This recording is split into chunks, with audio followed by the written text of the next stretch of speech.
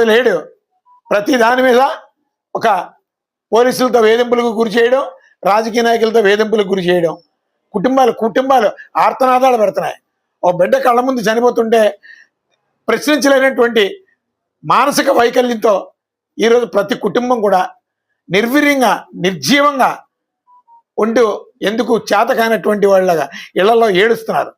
చట్టం కాపాడుతుందని లేదు, న్యాయం రక్షిస్తుందని లేదు. ఇలాంటి దౌర్భాగ్య స్థితిలో ఈ సమాజం ఉంటే రేపొద్దున ఈ సమాజంలో పౌరుల బ్రతుకులు ఏంటన్నది ఈరోజు రాష్ట్రీయ ప్రజా కాంగ్రెస్ పార్టీ ప్రశ్నిస్తుంది. ఖచ్చితంగా ఈ లాకప్ డెత్, ఈ కృష్ణా జిల్లా కృష్ణలంక పోలీస్ స్టేషన్లో జరిగినటువంటి లాకప్ డెత్లో అసలు డెప్త్కి వెళ్ళి ఖచ్చితంగా ఎవరెవరు ఉన్నారు, దీని మీద జరిగినటువంటి లోతుగా పరిశీలించడానికి సిట్టు స్థాయి సరిపోదు. సిబిఐ సంస్థతో ఇది దర్యాప్తు జరిపించాలి. అలాగే రాష్ట్రీయ ప్రజా కాంగ్రెస్ పార్టీకి మేము గవర్నమెంట్కి ఒక అల్టిమేటం కూడా ప్రకటిస్తాం. 7 కమిటీతో 7 అడ్వకేట్స్కి సంబంధించి ఒక టీంని అపాయింట్ చేయండి. మేము ఒక బెస్ట్ నివేదికని ప్రభుత్వానికి, ఈ మొత్తం సిట్ కన్నా ఒక అద్భుతమైనటువంటి మెటీరియల్ ఫ్యాక్ట్స్ని మేము ప్రభుత్వానికి నివేదికను సమర్పించగలం. మేము ప్రభుత్వానికి తెలియజేస్తున్నాం.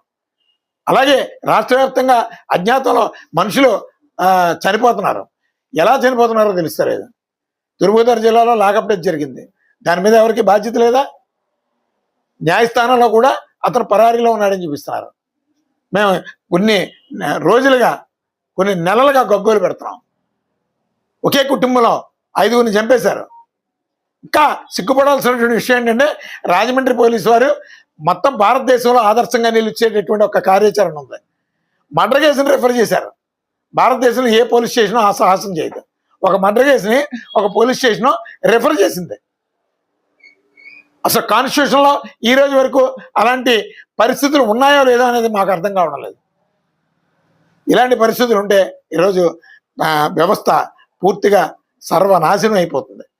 మనిషి ఎప్పుడు కూడా చట్టం నన్ను కాపాడుతుంది, న్యాయం నన్ను రక్షిస్తుంది అనే నమ్మకంతో ప్రతి పౌరుడు బ్రతకాలి. రాష్ట్రీయ ప్రజా కాంగ్రెస్ పార్టీ ప్రధాన లక్ష్యం అది. అందుకని సమానత్వం, సమానంగా హక్కులు అమలు కాబడేటటువంటివి ఈరోజు ఈ సమాజానికి అవసరం. అందుకని ఈ పాలకులు ఎవరు కూడా అవి అక్కర్లేదు. ప్రతివాడు కొట్టుకోవాలి, కేసుల్లో ఇరుక్కోవాలి, అదే రాజకీయం.